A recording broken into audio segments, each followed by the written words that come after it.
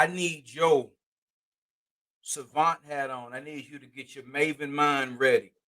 I want us to bust down just to pose. Illmatic, ready to die, just opposed to each other. Now, the question I'm asking you, B.Cox, okay, how do you feel? Both of these are lyrical monsters, but the great Biggie Small said, "Oh, when Nas is in the Listeners Award in the category, I won't be winning that this year." What do you think? Both of these albums, their impact on our generation and on the game, B.Cox, whichever one you choose to start with first. yeah. I toss it to you. Well, you know, the funny thing about Illmatic and Ready to Die is they both came out in the same year, 1994.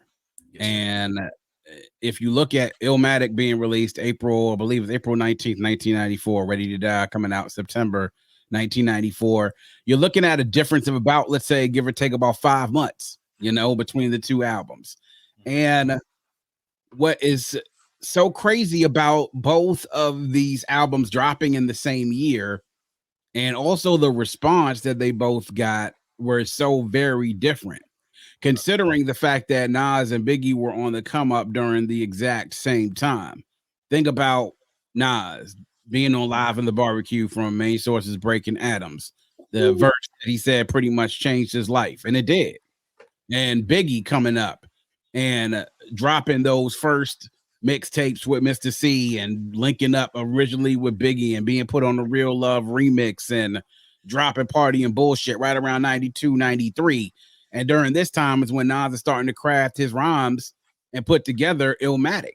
Yes, sir. So when 1994 comes around and these albums drop, you have a very different response from the public at large. First, let's talk about hip hop heads. Okay. Hip hop heads love both of these albums because if you look at it, they're not really that much different from each other as far as when it comes to the lyrical excellence. So if you also want to talk about where they differ as well, is also in the production.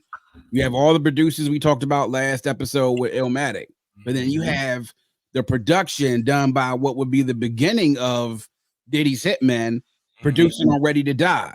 Okay. The likes of Clark Kent. Also, you had DJ Premier who produced on Ready to Die as well. I mean, run down the list of all the different Lord Finesse who produced on Ready to Die as well.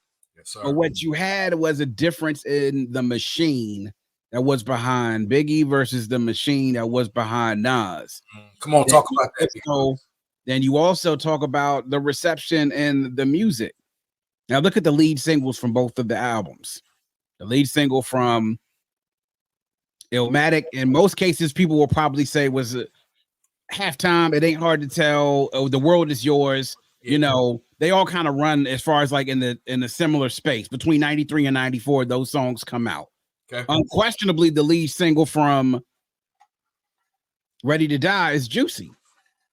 And I don't even have to say any more about what that track did for Big in his career.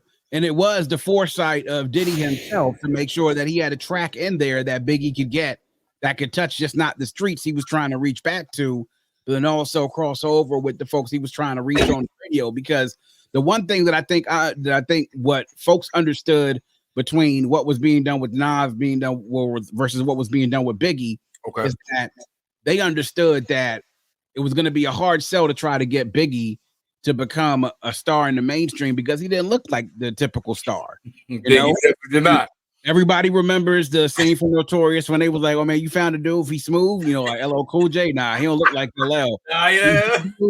Like Heavy D, yeah, maybe just a little bit darker. You know. Yeah. So he really is. I mean, the whole thing he talked about some black and nasty, how nasty as ever. However, though, B.Cox, he stayed coochie down to the socks. So what you had was really this juxtaposition of Biggie and Nas, really two sides of the same coin. Okay. Both came from the struggle. Both came from infamous hoods in New York City, legendary hoods in New York City that produced many hip hop stars before, from Queensbridge projects and from Bed-Stuy. And what you had was the machine behind Biggie. You just knew how to be able to market him a little bit better. And the songs were finding a way to connect with not just the streets, but then the commercial audience. It was being able to get that play in the radio, right? Not to say that Biggie sold out, because he didn't. Anybody who listened to Ready to Die just knows just how raw, how rugged so much of that album is that didn't show up on the radio.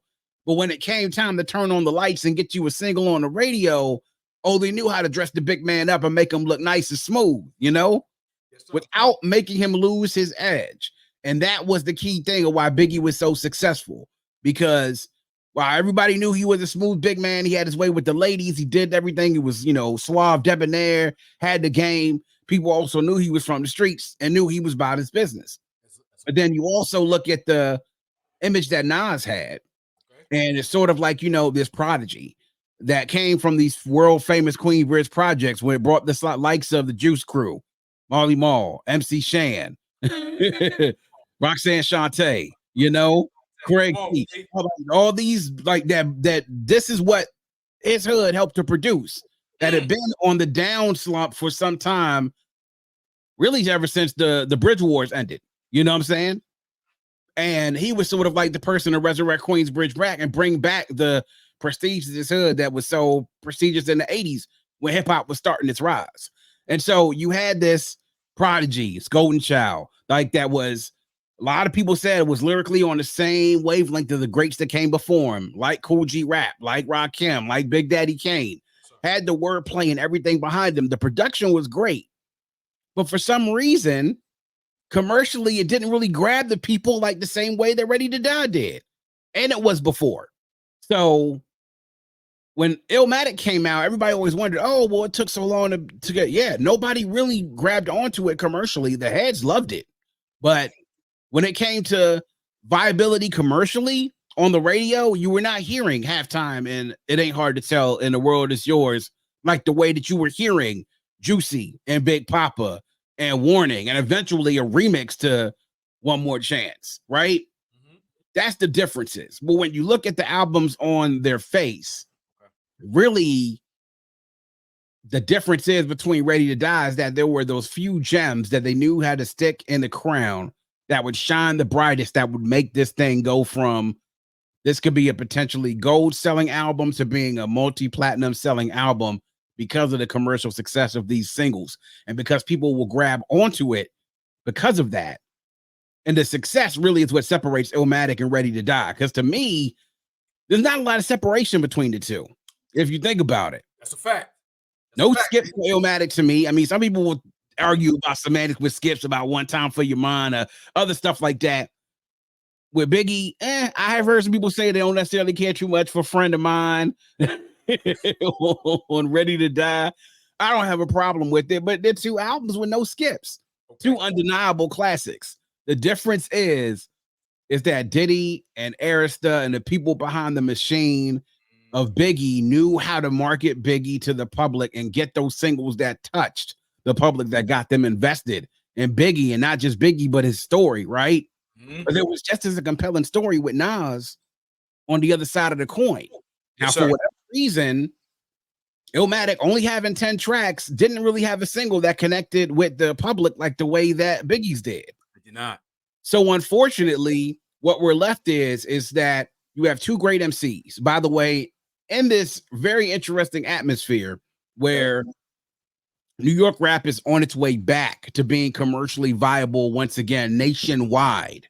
Because if you look at the early 90s, once you get the development of the Ice Cubes and the DJ Quick, West, talk to him, B.Cox, and Dr. Dre and everybody on Death Row. Yes, sir. And then just not even them. You can even look at the alternative acts like The Far Side, and looking at folks like Souls of Mischief and Hyro and Dale the Funky Homo Sapien, and all these acts that emerged from the West Coast during this period from the late 80s into the early 90s that made the West Coast the popular choice of fans when it came to commercially being successful, because that's what people gravitated towards. In 1994, you really start to see the East start to come back with these releases that came out specifically in that year.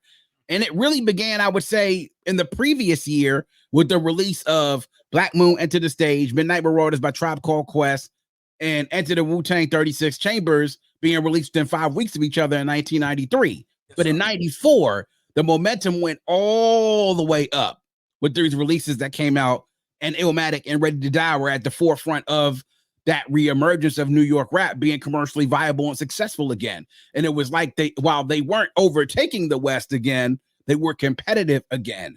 And those were the two soldiers right at the forefront of it. However, one just had a little bit more cachet with the audience. And it was unfortunate because I think if everyone would have been able to, if they would have marketed the story and been able to connect with the single that would have just hit people right in the chest, that people would have been able to recognize Nas's brilliance a lot more earlier than they did. I kind of feel like they didn't recognize the brilliance solely until It Was Written came out and until he had a single that hit like the same way that Juicy did and Big Papa did. Yes, sir. You know, with If I Ruled the World. You know? Long. You know? Come on, B.Cox. So it took some time. So that's the unfortunate part about it. Now, you also look at the juxtaposition between Nas and Biggie, and there's also lots of stories about them during that time. That to me was a fascinating period in hip hop. That time period between 1993 heading into 1994. At this time, you know, Pac had just come out with Strictly for My Niggas. You know, he's out, he's on tour. This famous story about him being at homecoming at Howard and opening up for Pac. He does party and bullshit. And then him and Pac kind of link up for the first time and they hang out. You know, there's a famous video of them sitting at the table smoking and freestyling, Pac and Biggie. Of that famous picture of the two of them sitting there, Pac with his middle finger up and Biggie sitting there, you know, ice grilled out. And you got the feeling that something is sort of building there. Yes, sir. On the periphery of that is Nas, who was also on the come up as well. So there was a point in time when the three of these guys were all conversing with each other, and it was the start of something that you would think would be something great. So you have this move into 1994. Nas even tells a story about how originally Biggie wanted him to get on Give Me the Loot, which is on Ready to Die. Incredible song on Ready to Die, by the way. One of my favorite songs. Give me the loot. And it didn't work out, but somehow Biggie wanted to do a remix and wanted to get Nas on the remix. So they were in the studio planning to get and lay it down the night while they're in the studio. Well, word is to Nas, and he said this in a couple of different interviews, is that Big pulled out some chocolate, right? Some stink weed, some chocolate from Brooklyn that he had got around the way. Started rolling up something, and they started smoking, and Nas said he was gone. After that, it was no recording happening that night. You know what I'm saying? And then he had also said he had lived in Long Island. He had moved out to Long Island during that time, so he had to get back to the crib. You know, at this point, Nas had a young daughter. He had to take care of business, so he had to peace out and be gone. So Give Me the Loot remix never happened. Then you have 1996 roll around, and a number of different things happen where Nas kind of throws in a little bit of a sub disc that could be construed either on the message, you know, or also the affirmative action remix as well, that Biggie didn't take too kindly towards.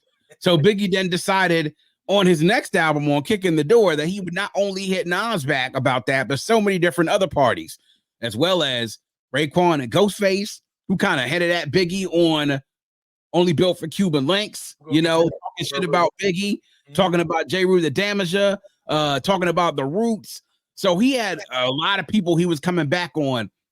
And then sadly enough, it seemed as though Biggie passed before they really got a chance to sort of mend things up between the two of them.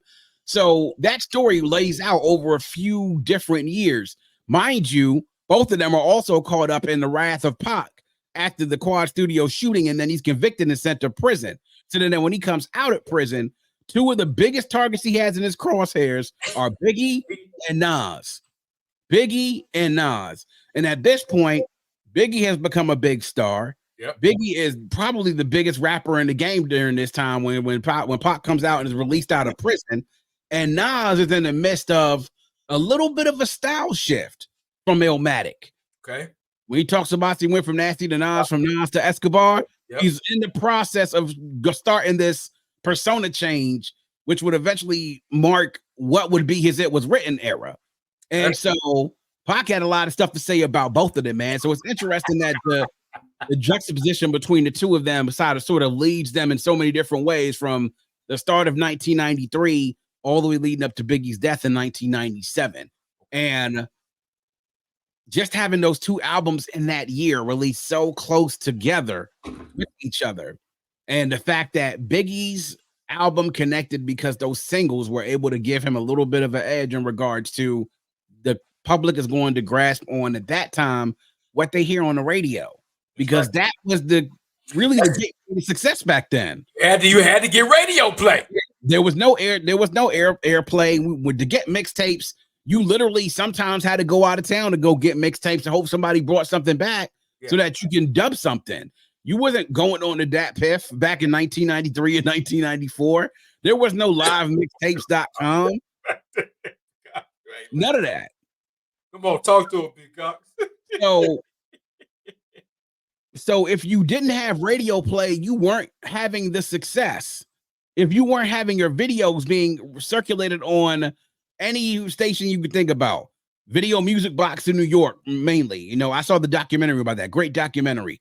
The Box music videos that everybody knows, music videos you control, BET, you know, Yo MTV Raps. If your video's not getting circulated on there regularly and you don't have the radio play and then the marketing behind it to be able to push your album towards top of the charts, to have those spins on the radio constantly reminding people of your music, your album's not really going to do much numbers. And that's unfortunately that the fate that Illmatic served, is that it didn't do very well commercially. I mean, it took about 7 years for it to actually reach platinum status, which is blows my mind of an album of that caliber, right?